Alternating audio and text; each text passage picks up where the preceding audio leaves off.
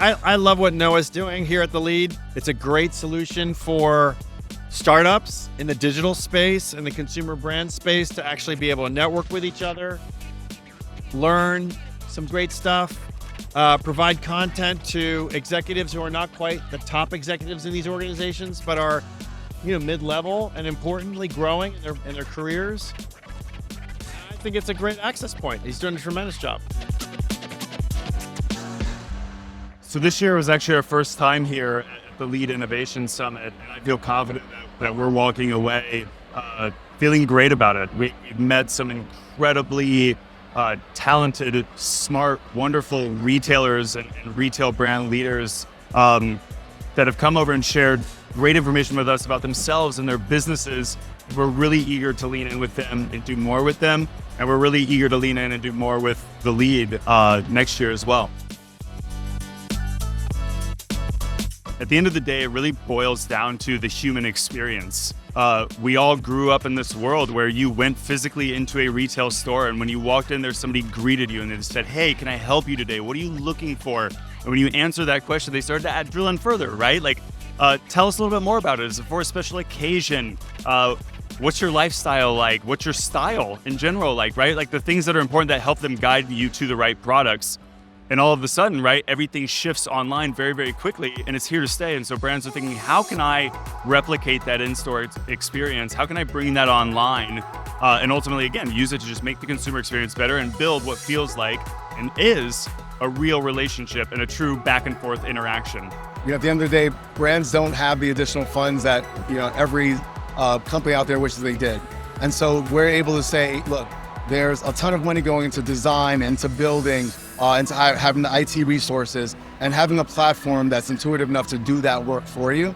And it's no code, and it's simple to just apply on your website and get that data is a huge value add. I think we're really seeing stores coming right back into the limelight. We all want to get out. We want to have a great experience, right? So we want to go into the stores. We want to have a great time while we're shopping and spending our money.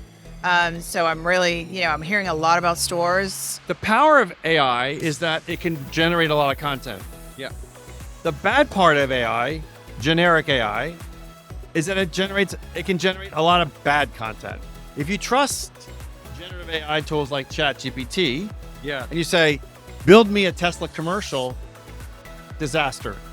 Doesn't understand the brand voice of Tesla. Yeah. So what we've invested in is technology that will take that generative capabilities and make sure it includes your brand voice. So it's brand specific. Last year we did about $300 million in revenue. A lot of that is from our e-commerce business, but we also have this kind of thriving media engine as well. And I think more and more retailers are investing in retail media networks and ads. And so media is one of our kind of top company strategies. And the goals of media are to really just touch every expecting parent, new parent, and their friends and family. And so that means investing more in TikTok and in video.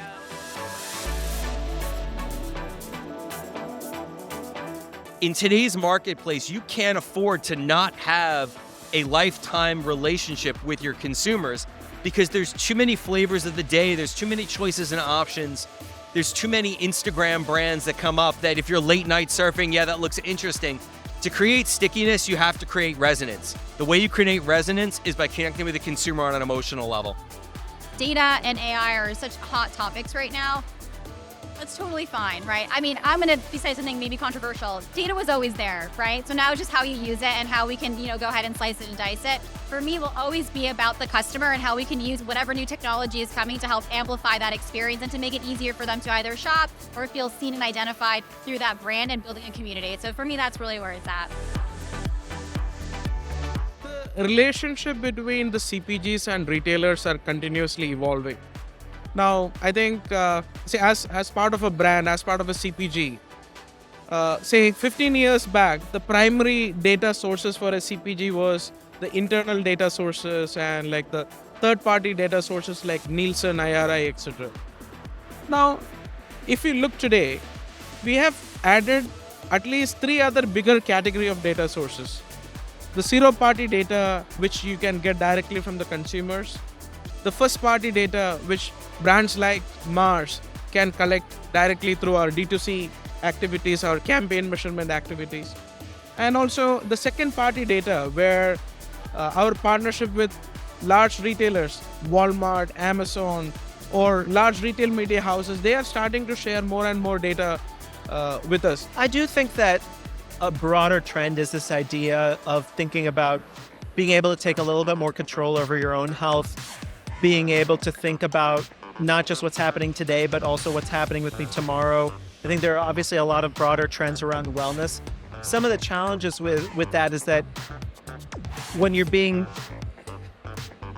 told a bunch of things from a bunch of different places, sometimes it's very easy to tune all of that out and kind of feel a little bit overwhelmed. And so I think we're trying to find that balance of riding those different waves and those broader trends, while also, like I said, giving people and empowering people with that data, with the insights to do what they want from there, and not saying you should be doing this, you should be doing that, and if not, you're not being well. Yeah. The idea around the metaverse in our industry is that it's a hill of beans. It's a all sizzle, no steak. It doesn't mean anything to us because we can't sell more hats and t-shirts and shoes on the metaverse. Here's the deal. The end consumer is already in the metaverse. If your end consumer is engaging in the medical metaverse, if your end consumer is in the industrial metaverse with a heads-up display in an Amazon warehouse package location and finding, or putting together a Rolls-Royce engine in the industrial metaverse, they're already there. You just don't know they're there. So innovation is the unlock. Innovation is the unlock to adjacent industries, getting ourselves out of our bubble and understanding that consumer can consume anything they want to. Yes, they can. We think they're just going to consume our hats and t-shirts. No, they can consume anything and they consume everything. So getting to the view of the consumer that allows us to meet them where they really do live in other industries and adjacent industries is vital.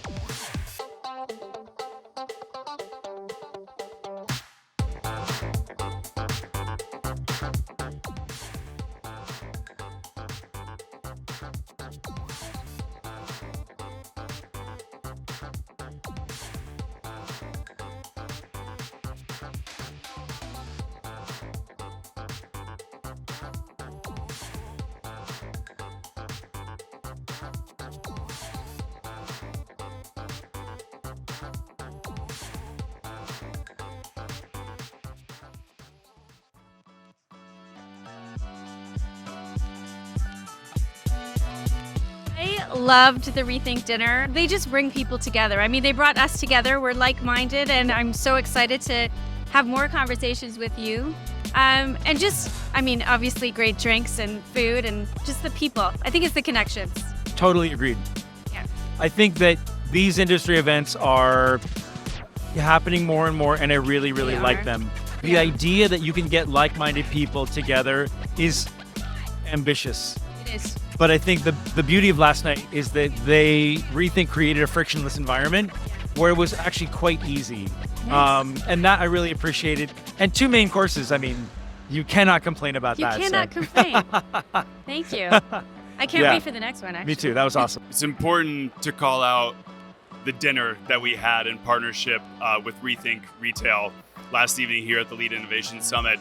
It was one that Philip and I walked away from feeling not only was that valuable, like so genuinely valuable, and the food was fantastic, but we walked away feeling like we developed relationships, yes.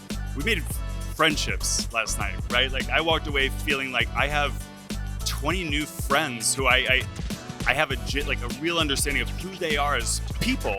Again, it was the bonds and relationships and seeing the kind of commonality between executives and how we think about the world, business, and the topics we discussed from working from home versus being in the office, and then the industry just really solidified those relationships and bonds. And like even if we never worked together, I have some friends now, which I think, that's the point of these events, and it was phenomenal.